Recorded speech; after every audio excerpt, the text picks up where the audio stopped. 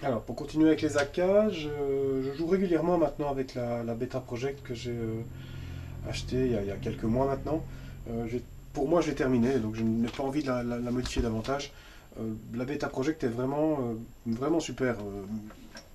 Pour ce que j'en ai vécu jusqu'ici, j'ai vraiment pas de soucis. La cadence est assez infernale. J'ai enlevé le hot-tech par contre, ça ne donnait pas du tout bien dans le bois où je jouais pour monter ce type de point rouge qui vraiment est fort efficace sur ce modèle-là. Je suis passé en low cap, en mid cap pardon. Je trouve de moins en moins intéressant le fait de jouer en high cap. Donc ça veut dire que j'ai dû investir dans de l'équipement pour transporter les chargeurs, donc ça j'y reviendrai aussi. Vraiment, là, pour l'instant, celle qui joue le plus pour moi, c'est la Beta Project. J'ai pas mal de nouvelles répliques langues, donc je dois encore tester beaucoup de choses pour voir où j'en suis. Celle-là, pour moi, au niveau de la customisation, de la personnalisation, donc elle est où je voulais en être. Je ne veux pas aller plus loin. Je n'ai pas modifié l'interne, parce que l'interne est tout à fait correct. Et comme je ne joue pas énormément, je ne vais pas l'user beaucoup, et comme j'ai pas mal de répliques, le fait de passer d'une réplique à l'autre font que je n'use pas énormément mes répliques, donc j'ai pas vraiment besoin de remplacer grand chose en interne tant qu'elles sont à moins de 400, entre 400 et 350 fps, ce qui était le cas de celle-ci, donc il a fallu la réduire, donc, mais j'ai demandé au vendeur d'origine de me la passer en 350 fps, donc elle est à 348 maintenant, donc il n'y a pas de souci. Donc ça c'est toujours pour les AK, et alors en AK j'ai encore découvert quelque chose, un truc de fou, c'est l'AK de chez Reelsword. Donc ça va mériter une review à elle seule ou avec test dans le jardin et tout le cirque parce que vraiment c'est un truc de fou.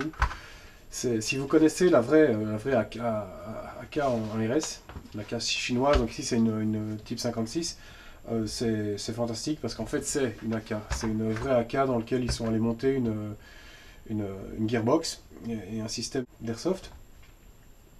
Mais en fait, à la base, ce sont des vraies pièces, donc c'est du vrai acier, donc c'est du vrai bronzage. Donc à la patine, ce genre d'engin, je ne le patinerai pas moi parce que voilà, je suis collectionneur et que je ne tiens pas à l'abîmer.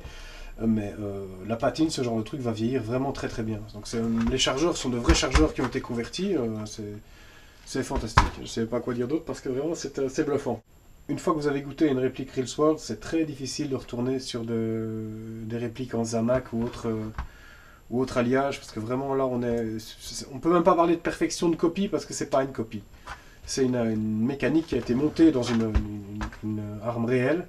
Et donc la compatibilité des pièces est absolument fantastique. J'ai juste monté une sangle chinoise justement, ou russe celle-ci, je ne sais plus. Non, celle-ci c'est une russe. Une sangle russe dessus. J'ai monté la baïonnette en aluminium, parce que d'origine il a une baïonnette en plastique mou qui n'a pas de plus bel effet. Et vraiment cette réplique cette réplique. Cette version Airsoft de la K Type 56 est absolument fantastique. Donc on y reviendra dès que le temps le permettra. Pour les M4, j'ai continué donc, la modification de mon King Arms, de mon Smith Wesson MP5 King Arms. Je suis toujours aussi content du Spectre. Le petit point rouge aussi aide bien dans les bois. J'ai juste rajouté une bretelle MacPool, une petite lampe tactique, mais qui sert plus pour le look qu'autre chose. Celui-là joue pas mal avec également. J'ai une petite préférence pour la Beta Project pour l'instant, la Catacnical chez Beta Project, mais celle-ci fonctionne vraiment très bien. Donc je me suis lancé dans le gaz également, donc j'ai acheté une réplique GEP. On m'a fait un petit prix parce que c'était un modèle qui était un modèle d'exposition. J'ai tout remplacé au niveau externe pour avoir du verre, pour changer un petit peu. Donc c'est du faux MacPool à mon avis, c'est du chinois, mais ça va, pour le look et pour ce que j'en fais à nouveau c'est tout à fait suffisant. Le gaz c'est vraiment chouette en fait, on m'avait dit attention parce qu'évidemment avec le climat ici c'est un peu pourri, mais pour le peu d'essais que j'ai fait c'est vraiment marrant quoi. Ici on est forcément en mid cap ou low cap, donc au niveau du réalisme, du côté fonctionnel sur le terrain c'est vraiment très très bien. Au niveau du ball catch, c'est vraiment super cool. C'est vraiment une autre manière de jouer, une autre manière de fonctionner. Voir le bolt qui bouge, c'est vraiment extra. Le ball catch fonctionnel, évidemment, quand il veut bien se mettre en route.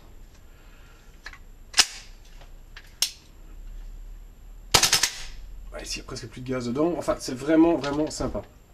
J'ai pas encore eu de dégazage pour l'instant, il faut dire que j'ai essayé uniquement à l'intérieur, à l'extérieur c'est même pas la peine d'essayer. J'ai monté donc un ACOG dessus, un laser, qui est déjà en fin de vie, il faudrait que je recharge la batterie. Donc voilà, à nouveau, une revue qui sera faite dès que le temps le permet sur ce nouveau modèle. J'ai aucune expérience en réplique longue à gaz, donc ça va être un chouette apprentissage. Alors la toute dernière acquisition, là pareil, j'ai pas encore d'expérience dessus. C'est une Marui, donc c'est un Scar Marui dernière génération apparemment, avec le ball catch fonctionnel. Je lui ai monté un petit laser à nouveau pour le look, pour le fun, parce que dans la réalité ça sert pas à grand chose. Un name point avec des petits capuchons qui est vraiment sympathique également. L'iron sight est fonctionnel en même temps que name point, j'ai déjà réglé, j'ai déjà aligné. Il est blowback et il y a une cadence de tir de dingue. Voilà, si j'ai une batterie chargée ici derrière.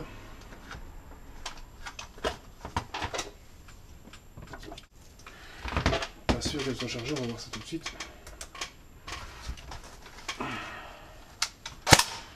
La réactivité est bonne et la cadence est tout à fait acceptable d'origine.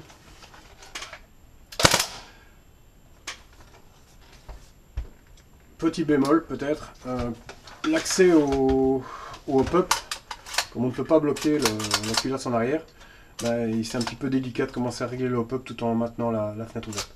Sinon elle est vraiment très précise, pour ce que j'ai pu en juger. Le ball catch étant fonctionnel, ce sont des chargeurs spéciaux évidemment, donc pas question d'utiliser les chargeurs des types M4 standard.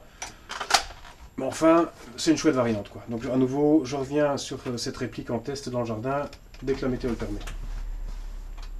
Je crois que c'est fini pour aujourd'hui. Je reviendrai sur d'autres vidéos le week-end prochain si j'ai un petit peu de temps pour ça. A plus!